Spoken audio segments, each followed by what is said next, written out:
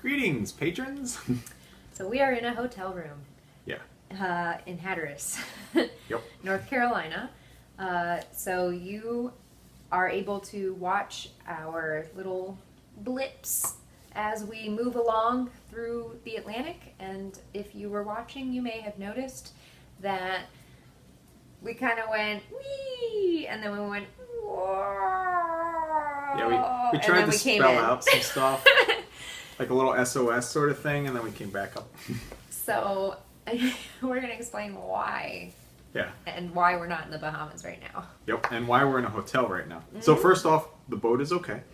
The boat's actually tied up just outside the hotel room, and we actually have a good view of the boat from the hotel room. Yeah, so it's that's pretty a great. plus. So what happened? We left, and it was nice, easy winds. We were making our way out of the bay. I thought we'd make it out of the bay in a day, and it ended up taking us 3 days. But 2 days. Well, the second day we literally anchored at the mouth of the bay between channels in an area that was not a no anchoring zone. Yeah. Which we happened to find a shoal in there. So it was like freak chance, but that happened. And then the third day we were out in the ocean and sailing, and it was actually a gorgeous day of sailing. It was great. We saw Yeah. dolphins, and you'll see it in the videos to come. Yeah. Yeah. So we hove to that night, which is why we're going straight and then a little drift off. And then the next morning, started sailing again. All was great. And then I decided, why heave to for the night? Let's just sail and get further south, and we'll make it to the Gulf Stream, because there was a storm coming up, and I knew about it. And I thought if we could get far enough south, when the storm comes, we'd either miss the storm completely or be pushed out of the way by the storm further towards the Bahamas. So that was going to be awesome. But that would have involved us being about 3 days ahead of where we were. So we're coming up on Cape Hatteras, and we realize that if we cross Cape Hatteras, the storm's going to blow us north. So if we go past Cape Hatteras, we run the risk of being pushed into the land of, the southern part of North Carolina. So we hove to. So we hove to north of Cape Hatteras, but quite close, which was really frustrating because I could actually see the lighthouse on Cape Hatteras. So while we were hove to, that started kind of the nightmarish horror that followed. Yeah. The storm ended up hitting us, and it was so rocky. We couldn't cook anything, and I got very seasick despite all the drugs that I took. Yeah, so she took Dramamine, Bonine, Tums, pretty Ginger. much, yeah. Every remedy and thing they have for seasickness, she tried. Yeah, and it didn't work, so neither of us, and then Herbie was just always at the helm, always keeping watch. When he gets stressed, he doesn't eat, so neither of us ate for 4 days. Yeah. And I Or drank much basically water. couldn't stand up. I couldn't do anything Yeah, without puking, so it was horrendous. Meanwhile, all of our hatches are leaking. We've got waves boarding and just coming into the boat. Everything's covered in salt. Everything is flying around. We're heeled over 40 degrees at one point. A couple times. And it was just, oh my gosh. Yeah. At no point, though, did we feel like we were going to die. Yeah, we felt safe, it's just we felt miserable. Yeah, it was miserable, but Wisdom handled it like a champ. So we were hove to for the storm. Now the idea of heaving to is you set either a head sail on the trysail, or in our case, when the wind gets really nasty, just the trysail works. And we're hove to, so you're pretty much drifting sideways. So the keel creates this nice big wake that calms down breaking waves as they approach. So as they come at you, you see them like white cap and breaking at you, and you're like, oh crap, this is gonna be bad. And then they just calm down and turn into a big, big swell, and the boat just rides up and comes down. So it feels like you're on top of a mountain when you're up there, and then it's like a roller coaster. You just drop. Yep. So it was very stressful on the stomach. Yeah. And the nerves, the waves were about 20 feet high. Yeah, they're about as high as our spreaders. And the winds were between 30, 35, 40 knots. Yeah. So we were... for that storm. Yeah, so when we were hove to, that's when you saw our little dots push north again because we got pushed Yeah. all the way back. We went north, and then the wind shifted, and we started going east, which would have been great for Bermuda, but But we're we not were, going to Bermuda. or we couldn't really go. So we had some issues while we were hove to. So most of the waves were calmed down by the slick. And then we had a couple rogue waves that would just come from a different angle entirely. So they bypassed the slick and just smashed into us. So one of them was quite memorable. We were up in the V-berth, and the wave hit the starboard bow on the side. And then we heard the crest of the wave just like go over and smash down on the port side of the deck. So we're like, okay. The boat literally just was like sitting here and just... Yeah, it was scary. Yeah. And loud. Yeah, so that's why I was really glad we closed all the hatches, because otherwise it would have just been like so much more water. But our hatches have minor leaks, and I thought, it's no big deal, because if it rains for a long time, I just put a towel under the hatch and that collects the rain, and it's not a big issue. But So- if you blast it with a lot of Yeah. water, it seemed to stay dry. But the problem was all these waves for 3 days were the equivalent of a lot of rain. So our bed got soaked. Completely. Absolutely soaked. So, yeah, not a lot of sleep was had. I slept in the quarter berth. I slept in a sea berth with a lee cloth. Yeah, so we didn't really sleep at all anyway. So a bunch of things broke. Yeah. So the anchor got hit really hard by one of the waves and actually broke the bow roller and then leaned up into the deadeye for the headstay. So we have synthetic standing rigging, which is made out of Dyneema rope, which is super strong, but its Achilles heel is chafe. So we had a 65-pound anchor with the shank just sawing on the headstay for 3 days. Yeah, so our headstay got a little bit destroyed. A lot destroyed. A lot destroyed.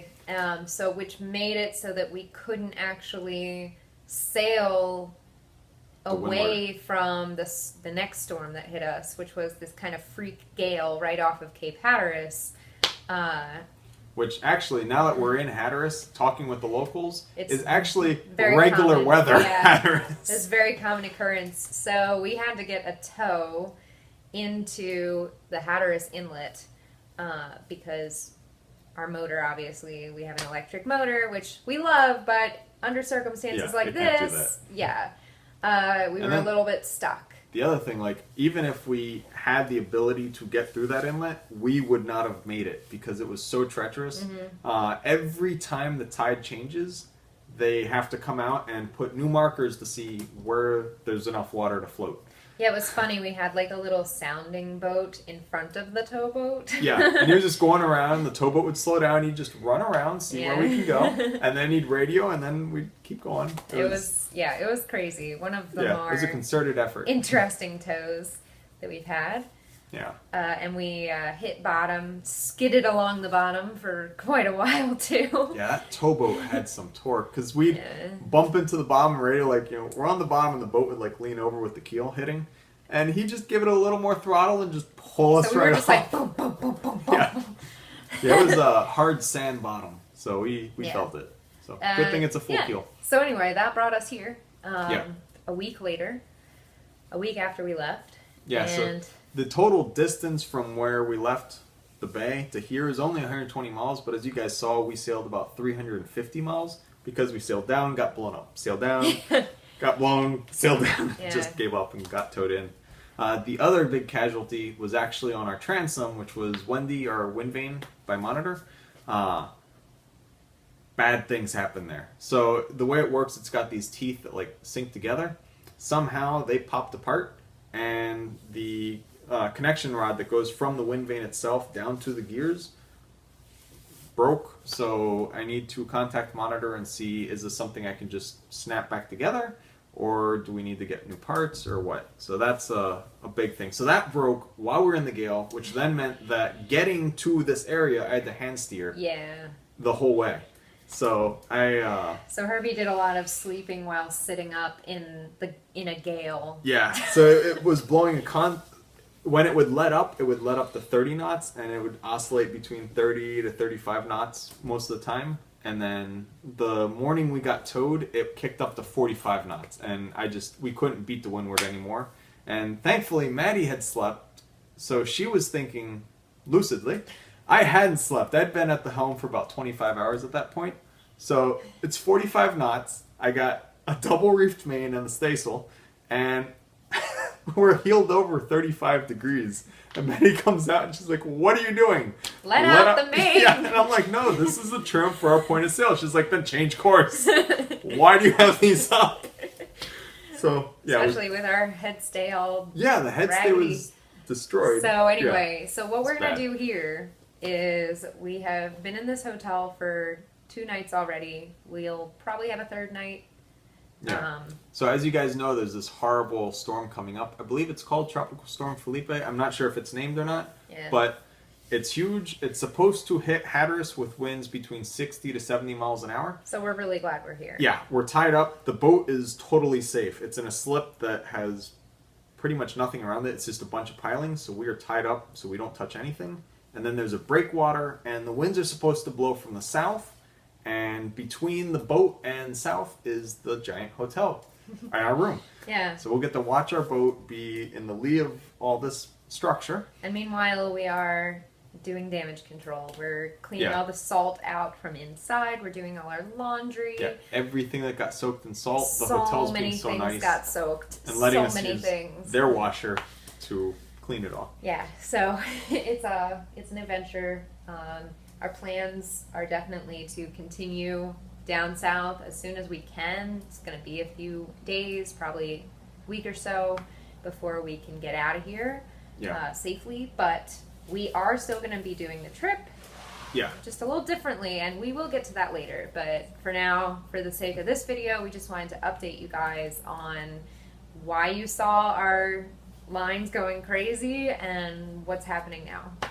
So our future plans to continue from here. First, I have spare deadeyes on the boat because they take about an hour to make and they're tedious. So I just made a couple extras and just carry them. But I'm not going to replace it with another deadeye because putting another synthetic piece of rope next to the anchor is just asking for this to happen again. So I'm going to replace the headstay's deadeye with stainless steel turnbuckle. That way, if the anchor decides to hit it, it's hitting stainless steel, so we should be good there. The anchor itself, I'm going to repair the bow roller with a hoop. That way the anchor is captive and can actually jump out of there. So that should avoid that issue. And then the monitor, we're going to fix that. From here, we're not going to head right back out into the ocean because that seems stupid. There's so many storms coming around. When we hove to for that storm, it was because at the time the weather forecast looked like we'd get through that storm and be clear sailing to the Bahamas from there. We've learned that It it's doesn't never happen. going to happen at this time of year. Yeah. And especially with all these freak storms happening. So we're going to take the ICW south, get a generator. Yeah, so we're gonna pick up a Honda generator or something. Yeah. We'll put that on the transom, and that'll charge the motor to run. Right. So we'll be able to run at like maybe 3 to 4 knots down the ICW. We'll And then be the once- slower people. Once we But- see like a break in the weather that's big enough for us to actually go and get to the Bahamas, we're gonna scoot out of the ICW and just skirt right down. Yeah. Hopefully that'll be fast. Yep. So we won't run into any problems. But you never know. At least we know that we're safe. Wisdom can take it. Yeah. We survived mentally it. and physically might not be able to take it, but we survived, and food bars were our friends. Yeah. Yeah. In the whole thing, I ate about 4 food bars. Yeah. And I had like 2 pieces of bread. Yeah. Guys, thanks for your concern. We hope you like this update, and we'll be, let us know if you have any questions about, what happened, how we felt, the future, and so on. Yeah, so future videos to come are going to be about the repairs that we're going to be doing and preparing for ICW travel. There's instead of also ocean. going to be the video of the storm. Yeah, and that too. Yeah, it's scary. Yep. So enjoy. Yeah. All right. Bye, guys. Thank you. See ya.